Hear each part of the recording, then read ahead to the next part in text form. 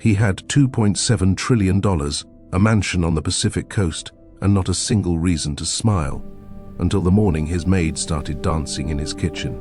Sterling Hawthorne was not a man you stumbled into. You were summoned into his presence, briefed beforehand, and expected to leave having said nothing he didn't already know.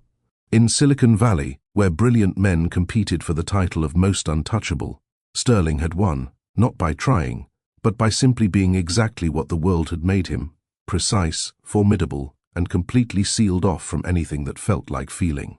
His mansion sat on the California coastline like a monument to controlled perfection. Every surface gleamed.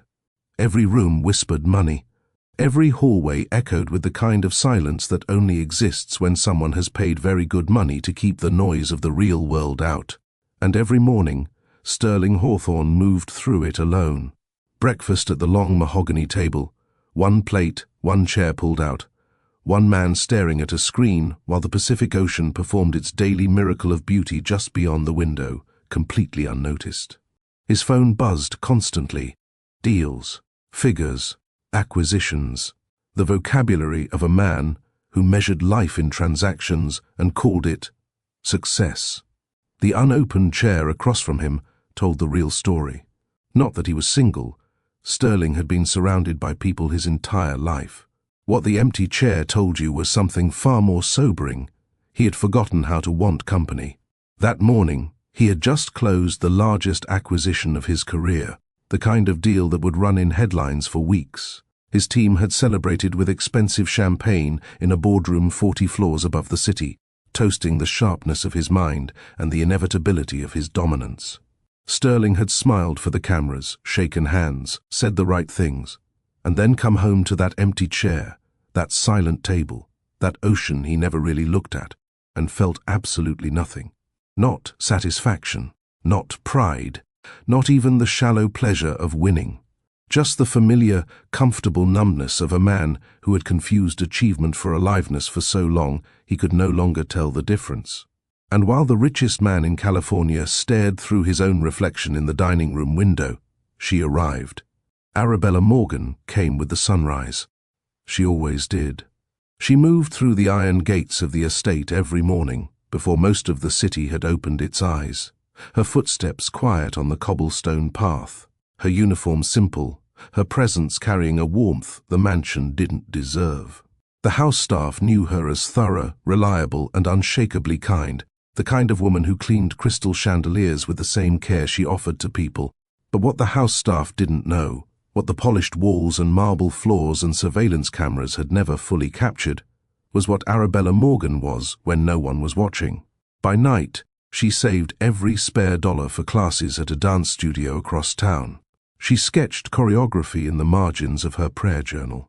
She kept a ticket stub from the one professional performance she'd ever been able to afford to attend, folded carefully in the back of her wallet like a promise she was still keeping.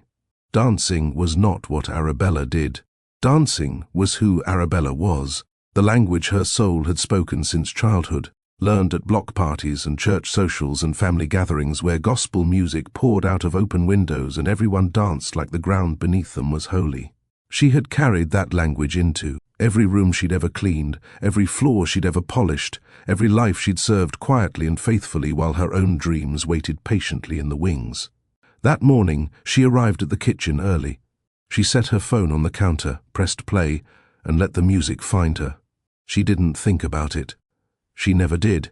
One moment she was reaching for a cleaning cloth, and the next she was turning, swaying, her red skirt lifting and falling like something alive, her body moving with the kind of grace that cannot be taught, only lived.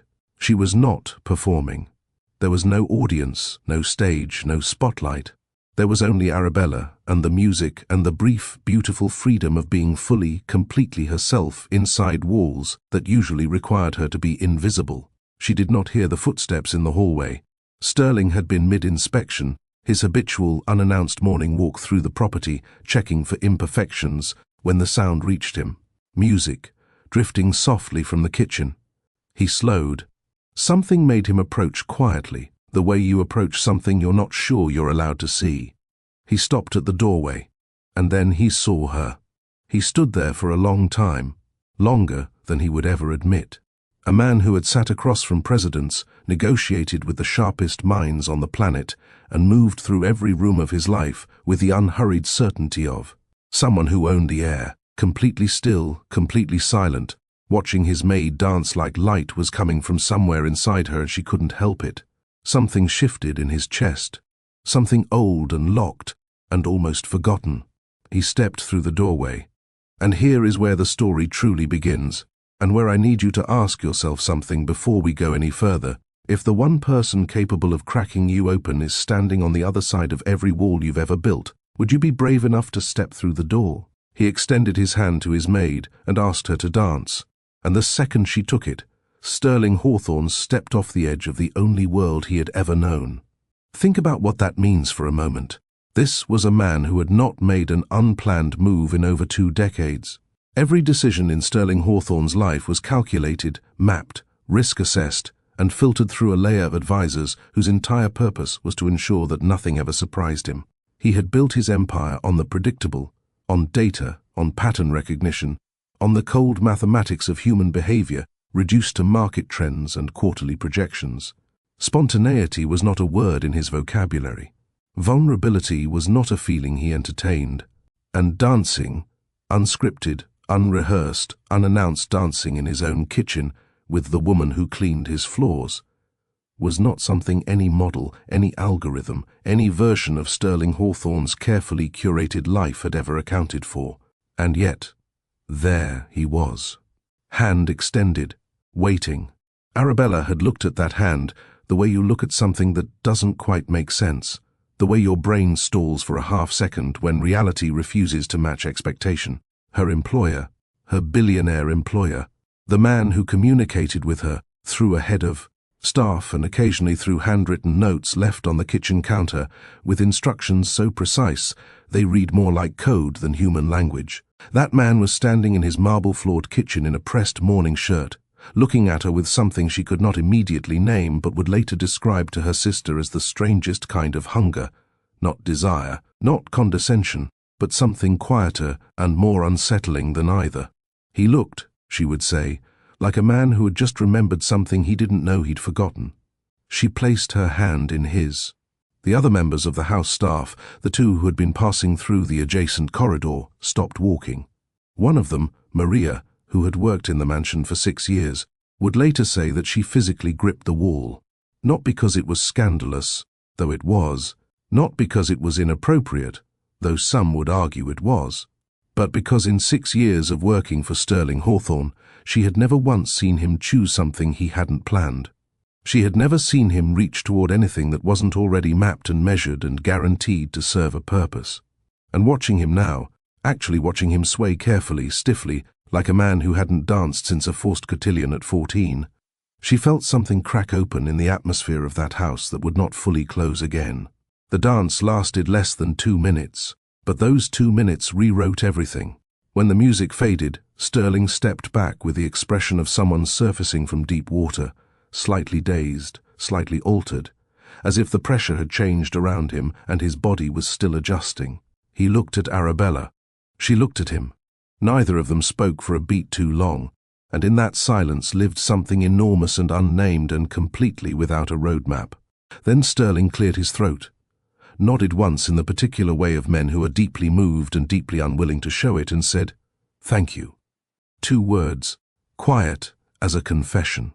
And then he walked away down the corridor, his footsteps precisely measured as always, his back perfectly straight as always. But his hands, she noticed, were not quite steady. Arabella stood alone in the kitchen for a long moment. Then she turned back to the counter, picked up her cleaning cloth, and went back to work. Because that is what women like Arabella Morgan do. They absorb enormous moments, and then they keep moving, because the floors still need polishing, and the world does not pause for wonder. But something had changed, and both of them knew it. In the days that followed, Sterling Hawthorne began to do something he had never done before in the 6 years Arabella had worked in his home. He began to pay attention, not in the way powerful men often pay attention to women who work beneath them, not with the self-serving, entitled gaze that Arabella had learned to recognize and guard against in other houses, in other jobs. In the long education that domestic work offers women who move through the intimate spaces of other people's lives. This was different, and the difference mattered. Sterling was watching the way a person watches something they are genuinely trying to understand, the way a scientist watches a phenomenon that defies his current model of the world, like she was information he hadn't known he needed. He noticed the way she spoke to the gardener's young son when he came with his father on Saturday mornings, crouching down to the boy's level, asking about his drawings, listening to his answers with her full face, not the distracted half-attention most adults offered children. He noticed the way she whispered what sounded like a prayer at the kitchen window every morning just before she began her work. Her eyes briefly closed, her lips barely moving, something private and whole happening in the space of 30 seconds before the day consumed her. He noticed the small dancer's calluses on her feet that he glimpsed once when she removed her shoes at the back entrance after a rainstorm.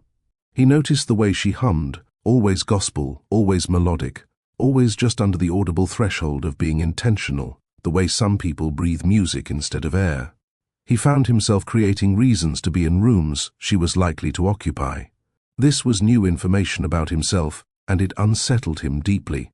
Sterling Hawthorne had been in relationships before. Carefully selected, socially compatible, mutually beneficial relationships with women who understood his world because they had been born inside it. Women who attended the same galas, spoke the same language of old money and new power, and who ultimately wanted from him exactly what he was prepared to offer: proximity to influence and the reflected prestige of his name. Those relationships had been reasonable and bloodless and had ended without significant damage to either party, which Sterling had always taken as evidence of their success.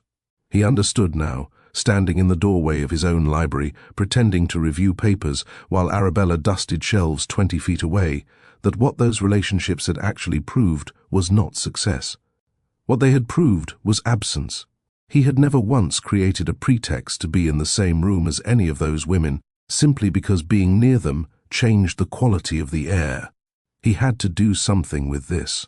He was a man of action, of decisions. He invited her to dinner. The head of staff, a composed and long-serving woman named Gloria, had delivered the message to Arabella in the hallway outside the linen closet with an expression so carefully neutral it communicated everything. Arabella had gone very still. Then she had asked Gloria to repeat it. Gloria had. Arabella had stood quietly for a moment, thinking, measuring, running her own internal calculations, and then said simply, "Please tell Mr. Hawthorne I'll be there." She almost didn't go. Sitting in her car in the staff parking area at the end of her shift, her hands on the steering wheel, Arabella had a conversation with herself that was honest and unglamorous and entirely necessary. She was not naive. She had not survived 29 years as a black woman in America, had not navigated the specific and complicated terrain of domestic work, invisible labor, intimate proximity to the powerful, the daily negotiation of dignity in spaces where your dignity was not always a given, by being naive. She knew the ways that attention from powerful men could masquerade as opportunity and deliver something else entirely. She knew how quickly the exceptional could become the expected, and how rarely it came without cost. She sat in that car and she asked herself the question that her self-respect required her to ask: is this safe? Not physically, emotionally. Is this a man who sees me or a man who has noticed me? And those two things are not the same thing, and the distance between them can break a person. She didn't have the answer, but she went anyway. Because Arabella Morgan was also, beneath all the wisdom and the wariness, a woman who believed in possibility. Her faith demanded it. Her upbringing demanded it. The gospel music in her bones, the dances at block parties under open skies, the whole warm architecture of the life she'd been built from, all of it was rooted in the radical belief that things could change, that people could change, that the world was always one genuine human encounter away from being different than it was. She walked into that dining room in her work clothes, spine straight, eyes clear, and sat down across from the richest man in California. Sterling had set the table himself. Gloria had offered. He had declined. It was a small thing, and perhaps no one would have noticed or cared about the distinction. But it mattered to him in a way he didn't fully articulate even to himself. He poured the water. He asked her what she preferred to eat and listened to the answer.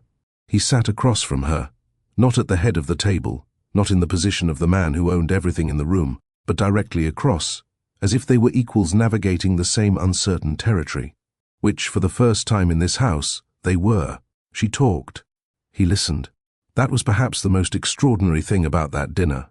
Not the improbable setting, not the reversal of social architecture, not the fact that the house staff was almost certainly listening through 3 different walls. What was extraordinary was the quality of Sterling's listening.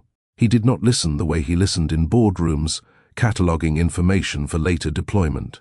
He did not listen with the part-present attention of a man whose mind is always 30 seconds ahead of the conversation. He listened the way music listens to silence, completely, as if her words were filling in something that had been missing. She told him about her church choir, and he asked what it felt like to sing in a space where everyone's voice was aimed at the same thing. She told him about the block parties in her neighborhood, and he leaned forward slightly without realizing it. She told him about the dance studio and the classes she saved for, and he was quiet for a moment and then asked quietly what she danced for. Not what style, not what goals, what for. Arabella looked at him for a long moment. Then she said, "Because when I'm dancing, I'm not managing anything.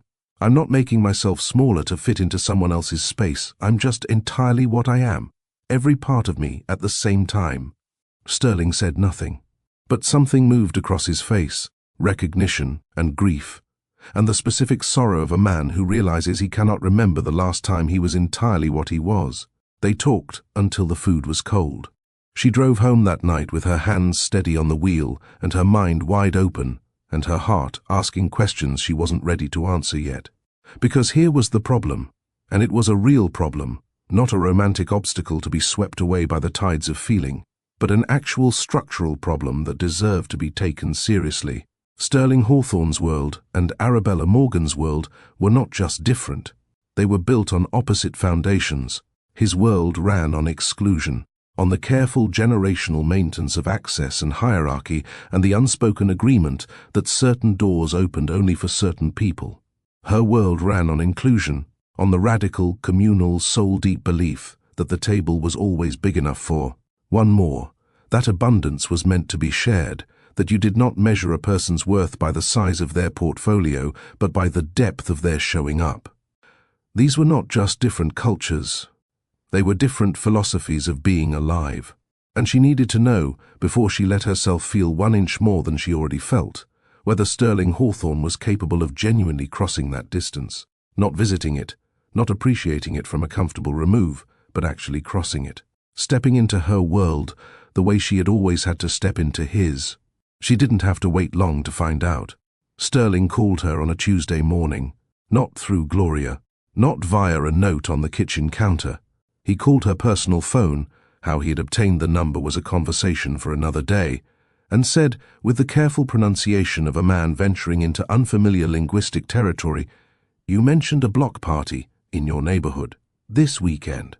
Pause. "I'd like to come." Longer pause. "If that's appropriate." Arabella was so surprised she laughed, a real laugh, unguarded and sudden, and the sound of it seemed to do something to the man on the other end of the line, because when he spoke again his voice was different, lighter, like something had briefly unclenched. She said yes. She told her sister first, who said absolutely not twice before saying fine, but I'm going to be watching him the whole time.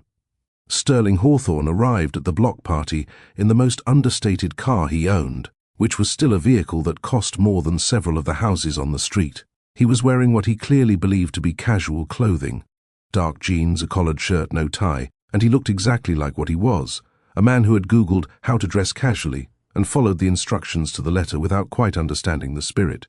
Arabella saw him coming down the block from 30 feet away, and something tugged at her chest. Not pity, but something more complex. Tenderness, maybe. The specific tenderness you feel for someone who is genuinely trying in a place where trying is visible and there is nowhere to hide. She walked over to meet him. Beside her, her sister Denise materialized like a woman with a clipboard and an agenda. What happened over the next 3 hours was not graceful. Sterling ate food he couldn't identify and said so honestly, which got him more points than pretending would have. He was introduced to Arabella's cousins, a loud, joyful, deeply suspicious group of people who sized him up in the first 4 seconds and spent the rest of the evening conducting an informal and relentless interview disguised as conversation. He was asked his opinion on things he had never been asked about by anyone in his professional life. He was pulled into a line dance by Arabella's 7-year-old niece, who had no interest in his net worth and every interest in whether he could follow a beat. He could not follow a beat. Everyone laughed. Sterling laughed too, a real laugh, rusty and unpracticed, like a door being opened that hadn't moved in years. Denise, watching from beside the cooler, narrowed her eyes and said nothing. But she refilled his cup without being asked, which, in Denise's language, was practically a standing ovation. Under the darkening sky, with music floating from 3 different directions and the smell of grilled food and jasmine in the warm air, Sterling stood beside Arabella at the edge of the crowd and said quietly, "This is what you come from." It wasn't a question. Arabella looked out at her family, her neighbors, the children running between the adults' legs, the elderly couple slow dancing on the sidewalk, the whole warm, loud, extravagant humanity of it. "Yes," she said. Sterling was quiet. Then, "You must feel it, when you walk into my house, how cold it is." Arabella turned to look at him. She chose her words carefully. "I feel the difference," she said. "But cold isn't permanent, not always." Sterling held that for a moment. Then he nodded, the same precise nod from the kitchen, but softer this time. More arrived. Something was building between them. Something real and complicated and slightly terrifying to them both. And then Sterling did something that changed the entire temperature of the story. He invited her to the gala, not as staff, not as an assistant or a +1 in any professional capacity, as his date, his chosen companion for the most high-profile charity event on the California social calendar. A night attended by tech moguls, politicians, old money families, entertainment royalty, and every journalist with a society column and an appetite for a story. Sterling made the call himself, had the invitation updated, and then asked Arabella over the phone in the same direct, unadorned way he made all his most important decisions. "I want you to come to the Morrison Foundation Gala with me next Friday, as my guest. Will you come?" Arabella's apartment went very quiet. She asked him if he understood what he was doing. He said yes. She asked him if he understood what it would mean, not for him but for her. What questions would be asked about her motivations, her character, her role in his life? What assumptions would be made? What narratives would be written by people who did not know her name a week ago and would feel completely entitled to define her by next morning? Sterling was quiet for a moment. Then he said, "I understand that I am asking you to walk into a room full of people who will not see you the way I see you, and I'm asking anyway because I want them to." She said yes, but her hands were shaking when she hung up the phone. The night of the gala arrived like a verdict. Arabella stood before her mirror in a silver gown borrowed from a friend who worked in fashion and altered at the last minute by Arabella's own hand, because she knew how to make things work with what she had. That had always been her particular genius. She looked at herself for a long time, not with vanity, with intention. She was choosing, deliberately and with full knowledge of the cost, to walk into a room where she did not belong by anyone's conventional measure, on the arm of a man whose world operated by rules that had historically excluded women who looked like her. She was doing it not because Sterling's wealth was a ladder she wanted to climb, but because something in her believed, still stubbornly against all reasonable evidence, that genuine connection was worth the exposure of pursuing it. That belief was one of the most dangerous things about Arabella Morgan. It was also one of the most magnificent. Sterling met her at the entrance. He saw her coming, and something happened to his face that none of his advisors, his board members, or his previous partners had ever managed to produce. He looked, for a single unguarded moment, completely undone. Then he collected himself, offered his arm, and walked through those doors beside her, like a man who had made up his mind about something permanent. The room noticed immediately.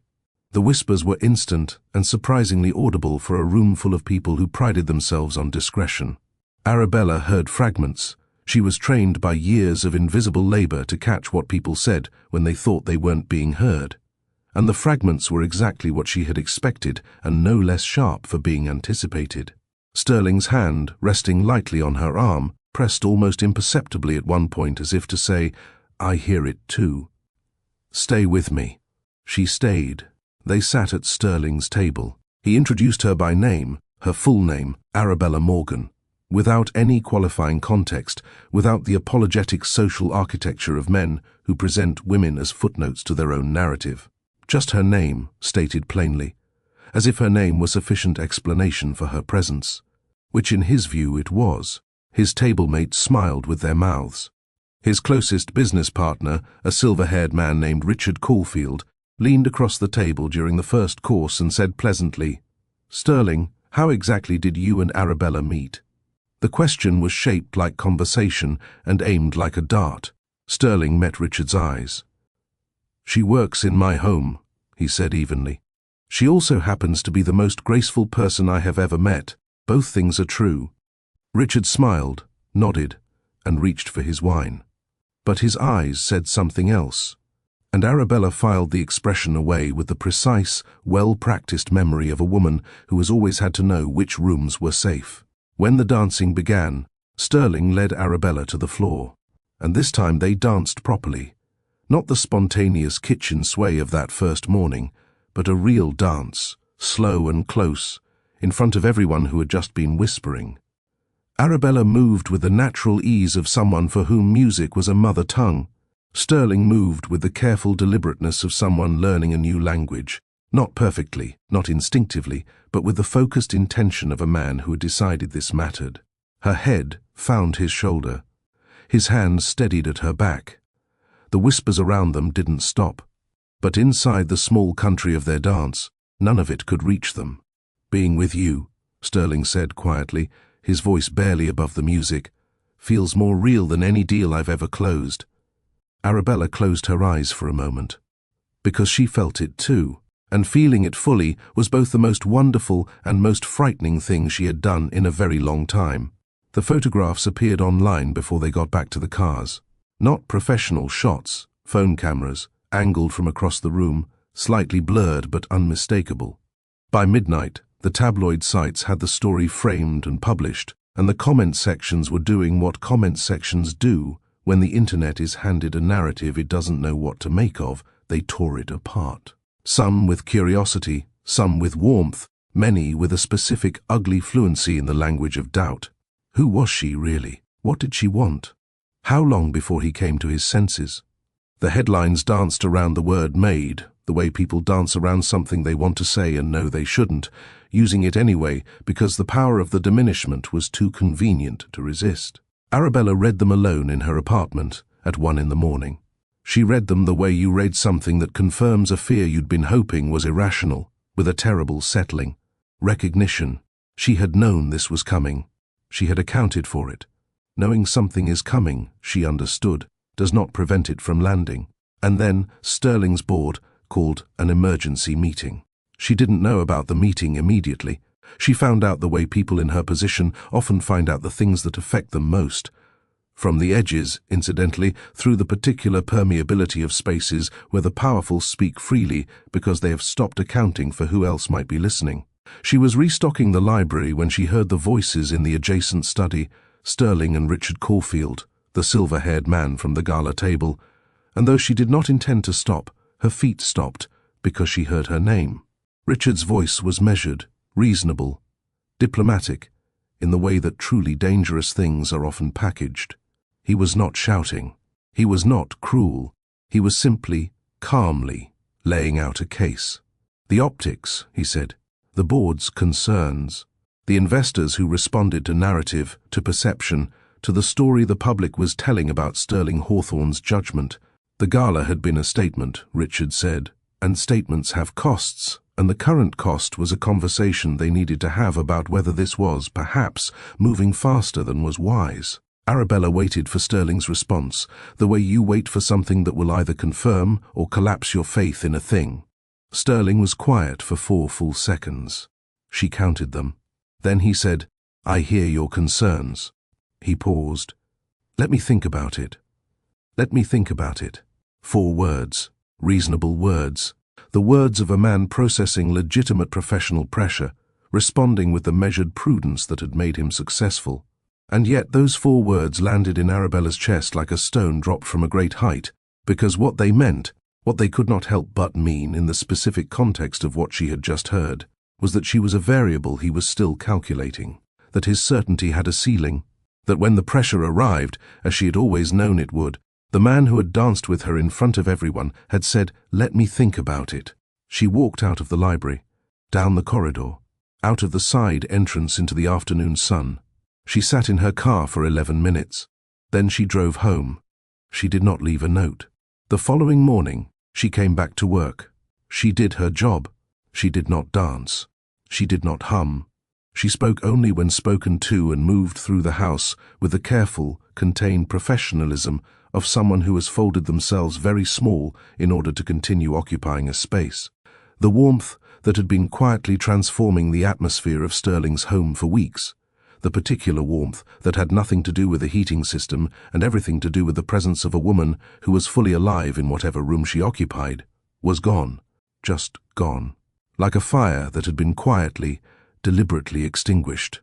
Sterling noticed within the first hour. He walked through his house and it felt like his old life again.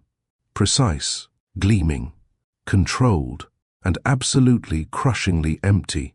He stood at the kitchen doorway where it had all started, where she had danced and he had stepped through and everything had shifted, and the room was just a room again.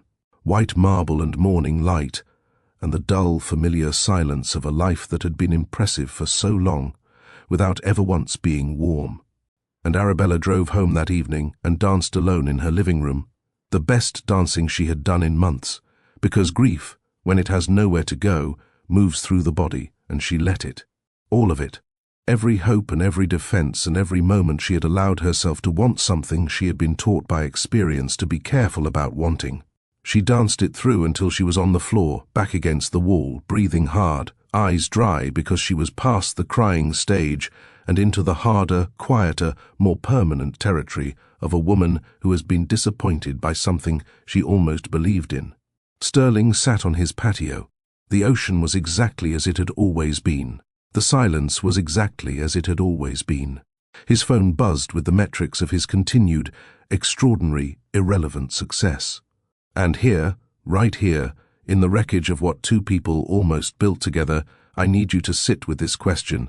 When everything you've worked your whole life to protect starts costing you the one thing you actually can't afford to lose, what are you willing to let go of? The armor, or the person standing on the other side of it? Because Sterling Hawthorne is about to make the most important decision of his life. And unlike every decision that came before it, this one cannot be modeled, cannot be risk assessed, cannot be filtered through advisors or measured in quarterly returns. This one requires the only currency Sterling has never truly spent. Stay with us. So here is the question that sat between Sterling Hawthorne and everything he could have become. Can a man who has spent 43 years building walls dismantle them fast enough to save the one thing that made him want to? Because that is what this moment required. Not money, not influence, not the particular genius for strategy that had made Sterling Hawthorne one of the most formidable minds in the history of American business. None of that applied here. None of that could be deployed, leveraged, or optimized in the service of what he had broken. What this moment required was something Sterling had never once been asked to produce in any boardroom, any negotiation, any acquisition worth billions of dollars.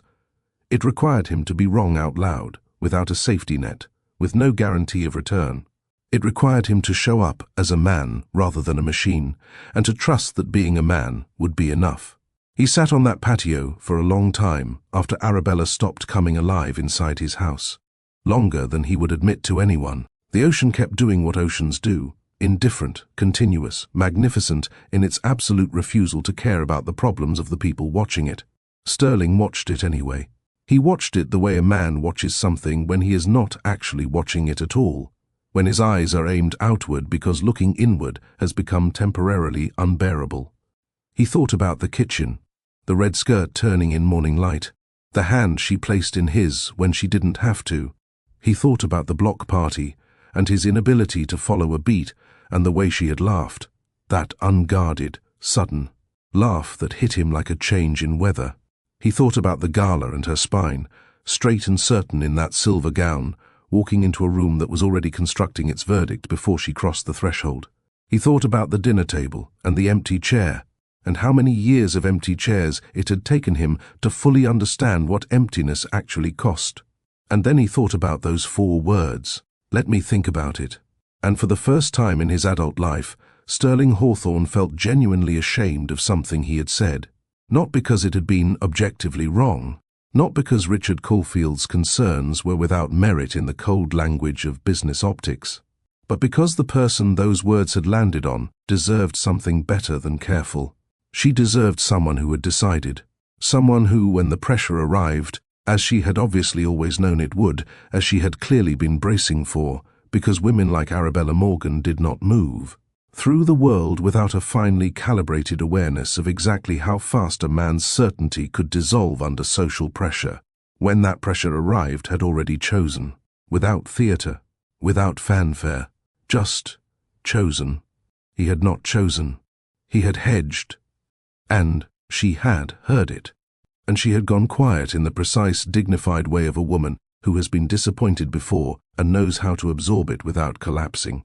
Because collapsing is a luxury that the world has not historically afforded to women who look like her, in positions like hers, loving people like him.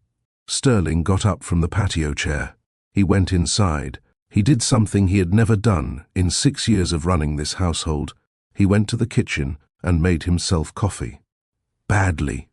Grounds in the cup, slightly burnt, completely undrinkable. He stood over the sink holding the cup and looking at the kitchen floor. The floor she polished, the floor she danced on, the floor where he had extended his hand on an impulse that turned out to be the most honest thing he had done in years. And he made a decision, not a business decision, not a strategic pivot, a human decision, the kind that arrives not from analysis but from the gut-level recognition that you are about to lose something you cannot replace, and the only remaining question is whether you are brave enough to do something about it. He called Richard Caulfield first. Not to explain himself, not to manage the narrative. He called to say, simply and without apology, that the board's concerns about his personal life were noted, appreciated in the spirit in which they were offered, and would not be altering his course. Richard was quiet for a moment. Then he said, "Sterling, I hope you know what you're doing." And Sterling said, with a certainty he had not felt about anything in recent memory, "For once, I actually do." He hung up, and then he drove to Arabella's neighborhood, parked his conspicuous car on her street, and walked up to her door, like a man who had left his entire infrastructure behind him and arrived with nothing but the truth. She opened the door in a paint-stained sweatshirt and bare feet, and the expression of someone who has been crying recently and is very committed to the position that they have not been. Her natural hair was loose around her face. She looked, in the specific way of people caught without their armor, more completely herself than he had ever seen her. Sterling looked at her and felt something in his chest that he had no vocabulary for.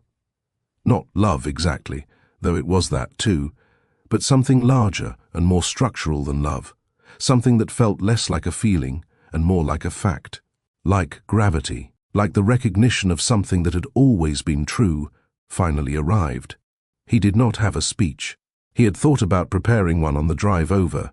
He was, by professional training, a man of prepared speeches, and had discarded the idea somewhere on the highway because prepared speeches are for audiences, and Arabella was not an audience. She was the point. "I heard myself," he said, standing in her doorway. "What I said to Richard, I heard how it sounded. I know you heard it too." He paused. "I'm not here to explain it. It was the wrong response to the wrong pressure, and you deserved better than a man who needed to think about it." Another pause. "The kind that has weight. The thinking is done. I'm here because I've decided, and I wanted you to hear me decide, not from a distance, not through action or gesture or the kind of thing that rich men do when they want to apologize without actually apologizing. I'm here, at your door, saying it to your face. I chose wrong in that moment. You are worth more than I gave you, and if you need time or space, or if the answer is no, I will understand and I will respect it. But I needed you to know that I am not a man who is still thinking." Arabella looked at him for a long time, the kind of looking that takes a full inventory of a person, not their appearance but their architecture, the bones beneath the surface, the thing underneath the thing being said. She was looking for the calculation, for the angle, for the place where this speech served his interests more than her dignity, because that place always existed in the speeches of powerful men, and she had become very good at finding it. She looked and looked. She couldn't find it. She stepped back from the door. "Come in," she said. "But I'm not making you coffee." He laughed. That rusty, unpracticed laugh, and the sound of it in her small apartment, so out of place, so completely unguarded, so entirely real, did something to the tension that had been holding the air between them since the moment she had walked out of his library without a word. It didn't resolve it. Resolution takes time and honesty and the willingness to sit inside discomfort rather than rushing toward the relief of pretending it is over. But it cracked it open enough for something else to enter. Something tentative and fragile and worth, she thought, the risk of protecting. They sat across from each other in her living room, her small, warm, immaculately kept living room, with its family photographs and a bookshelf full of dance theory and devotionals and a potted plant on the windowsill that was clearly thriving under her particular brand of care. Sterling sat in her world for the first time, and it fit him better than any room in his mansion ever had, and he had the self-awareness to recognize exactly what that meant. They talked for 2 hours, not the careful, exploratory conversation of the early dinners, when both of them were still performing slightly more composed versions of themselves. This was the real conversation, the one that happens after things have broken and before they are fully repaired, when the defenses are mostly down and the truth is too tired to wait any longer. Arabella told him what it had felt like to hear those 4 words from the hallway. She told him without drama, without accusation, with the calm precision of a woman who has done the internal work of understanding her own experience before bringing it to someone else. She told him that she was not afraid of difficulty, that she had never once asked for the world to be simple, but that she needed to know, genuinely needed to know, that when the difficulty arrived, she would not be the first thing he recalculated, that she could not afford, emotionally, psychologically, in every real way that mattered, to be someone's experiment in boundary pushing that ended the moment the social cost became inconvenient. She told him that this was not about distrust of him specifically, but about the pattern that she and every woman she had ever known in her position had been taught to recognize by the accumulated evidence of too many similar stories. Sterling listened. He did not interrupt. He did not defend himself. He did not offer the counter-arguments that his instinct for debate was continuously generating, because he understood, perhaps for the first time in a life of constant argumentation, that this was not a moment for winning. This was a moment for receiving, for letting someone's truth land in you without immediately converting it into something more comfortable. He sat with everything she said and let it be as heavy as it was. When she finished, he said, "You're right, and I want you to keep telling me when I get it wrong, not to manage me, because I know you are not interested in managing me, but because I need someone in my life who won't be absorbed by it, who stays herself, who tells me the truth from inside a set of values I actually respect." He looked at her directly. "I have never once had that. I didn't know I needed it until you stopped humming in my kitchen and the whole house felt like it was holding its breath." Arabella was quiet. Then, very quietly, she smiled. Not the full, luminous smile he had seen at the block party, or the composed, deliberate smile of the gala. Something smaller and more private than either. The smile of a person who has been found accurately by someone who was actually looking. "You noticed the humming," she said. Sterling said, "I noticed everything." And somehow that simple sentence, not a grand declaration, not a billionaire's flourish, just the bare truth of a man who had been paying attention, landed in Arabella's chest and settled there like something that intended to stay. She did not immediately return to the mansion. That's important, because Arabella Morgan was not a woman who moved from wound to forgiveness without the necessary middle ground of processing, and any story that rushed her there would be doing her a disservice. She took a week.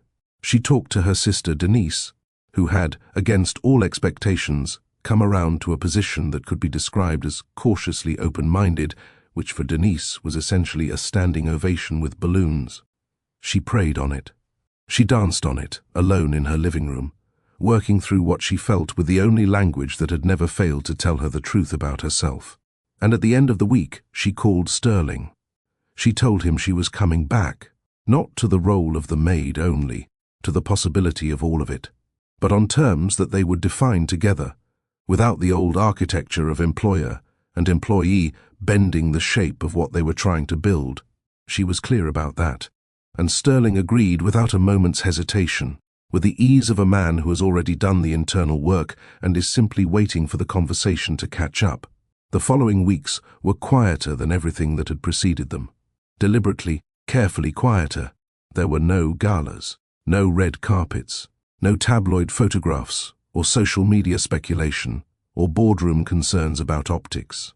There was just them. Sterling came to her neighborhood on Sunday afternoons and ate her cooking, which was extraordinary, and sat on her stoop with her cousins, who had graduated from suspicious to grudgingly charmed to genuinely fond with a velocity that surprised everyone, including the cousins.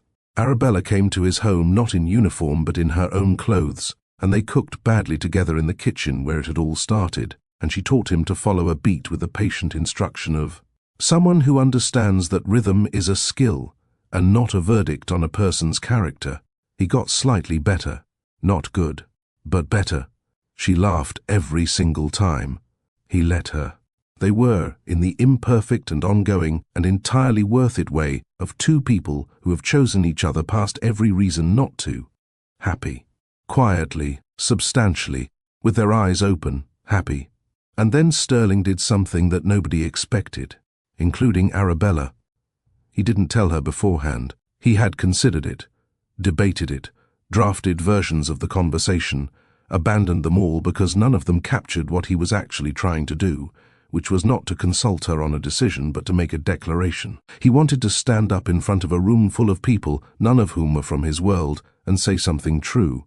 So he called a gathering, not a gala, not a fundraiser with $1,000 a plate dinner and a silent auction and champagne in crystal. A gathering at the community center in Arabella's neighborhood on a Saturday afternoon, with folding chairs and a sound system borrowed from the church next door and soul food prepared by 3 women from the block. Party who had apparently decided, somewhere between Sterling's first-line dance attempt and his 4th visit to the neighborhood, that he was, as one of them put it, a work in progress, but at least he's working. Arabella arrived, thinking it was a community event she had been invited to. She walked into a room of her people, her family, her neighbors, her dance studio friends, her church choir, and saw Sterling at the front, standing at a small podium, looking more nervous than she had ever seen him and somehow more like himself for it. She stopped walking. Her sister appeared at her elbow. "He called me," Denise said simply. Arabella looked at Denise. Denise, whose skepticism had been armor-grade and whose approval was not a thing casually obtained, was looking at Sterling with an expression that contained the word yes, even though she hadn't opened her mouth. Arabella looked back at Sterling. He had found her in the crowd.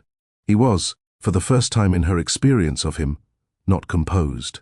He was just present, entirely, vulnerably, beautifully present. He spoke without notes. That mattered. He told the room that he was there to announce the establishment of a dance scholarship, a full scholarship, not a token gesture, but a real, structural, annually funded scholarship for talented young people from underprivileged backgrounds in the city. He said it would be called the Arabella Morgan Dance Scholarship, not in partnership with her name, not with her name as a marketing attachment, in her name because it was her inspiration, her resilience, and her refusal to stop dancing in spaces that had not been designed for her joy, that had made him understand something he should have understood decades earlier, that real wealth is not accumulated. It is generated in the specific way that warmth generates warmth, when people who have the capacity to give choose to actually do it. He said one more thing. He said it looking directly at Arabella, in a room full of her people, with no prepared language and no professional polish and nothing between him and the truth of it. He said, "I built my career on knowing the value of things. I spent the last year learning the difference between value and worth. I learned it from the most graceful, honest and courageous person I have ever met, and I am grateful every day that she was brave enough to keep dancing when the rest of the world was telling her to be still. The room was quiet for exactly 2 seconds.